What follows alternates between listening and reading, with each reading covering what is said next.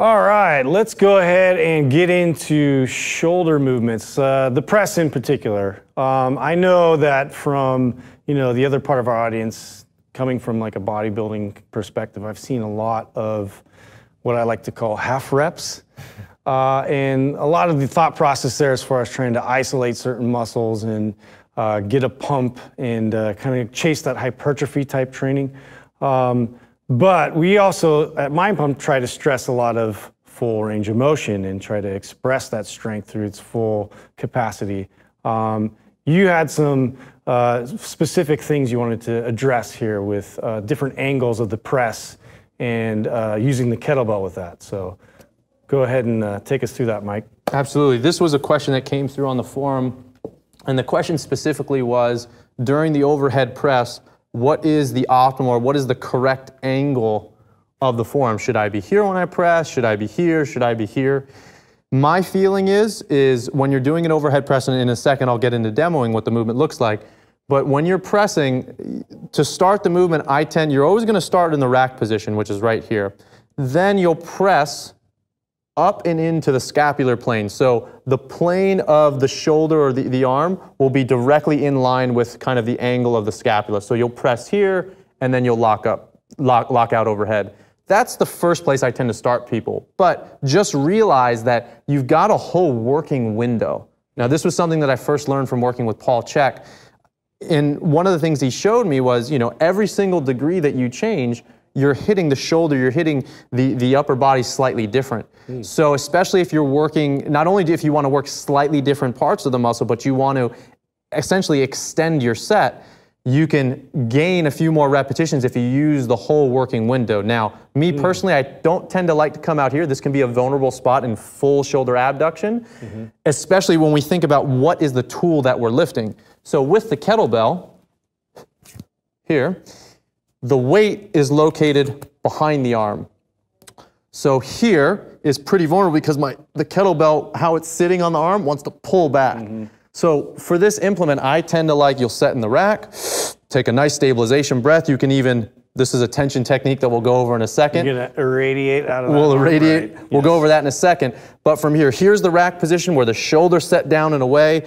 I'm not moving from the lower body. I'm squeezing the quads, the glutes, a little bit of tension in the abs.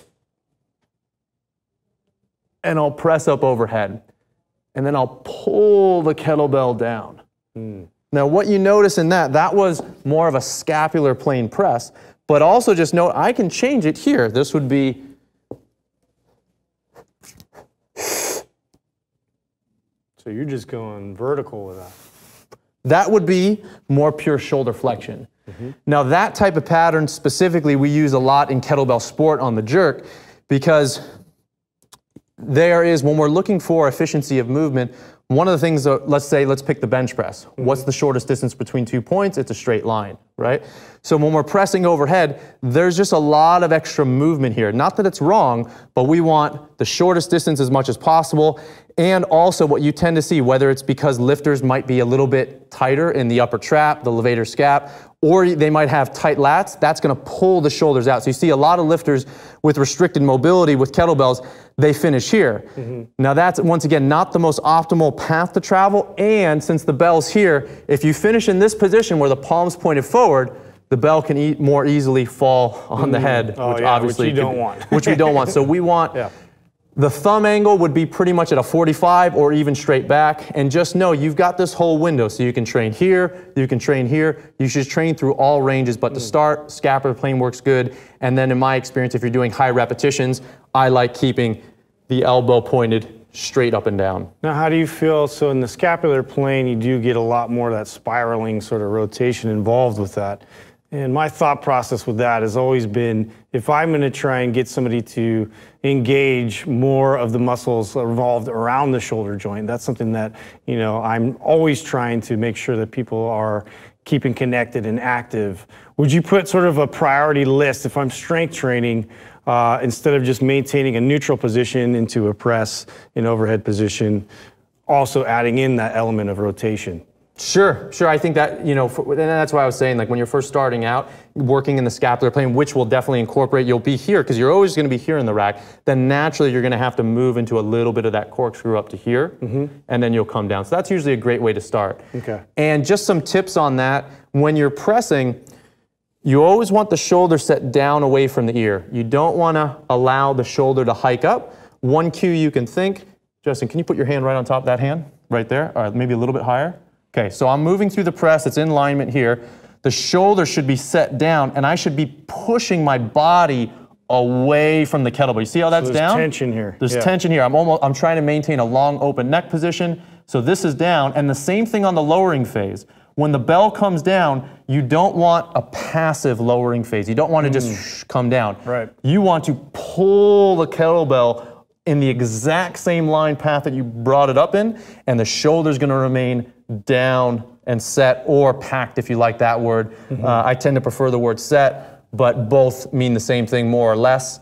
Well, we've talked about that before because that's something that is always a cue that I've heard forever, and then it made a lot of sense when you were able to kind of describe that maybe that's limiting a lot of movement there, whereas I want to at least be able to travel somewhat, but keep it set so it's firm in the overhead position, but I'm not completely limiting movement there. Right, and to just build off what Justin was saying, in terms of the packing, what I was referring to when I said set in an earlier video, it was just trying to avoid the tendency for people to overpack, which means, let's say when someone's over the head, pulling down here. What we're looking for is we're looking for a long open neck position, a locked out arm, but also with a little bit of upward push on the bell so we're not getting jammed up here. You're getting both here engaged. Exactly. So you're almost trying to decoapt or increase the space as well in the shoulder joint. So it is set down or packed down, but there's also some upward push as well. Right. And that's going to be the safest kind of position for the shoulder to have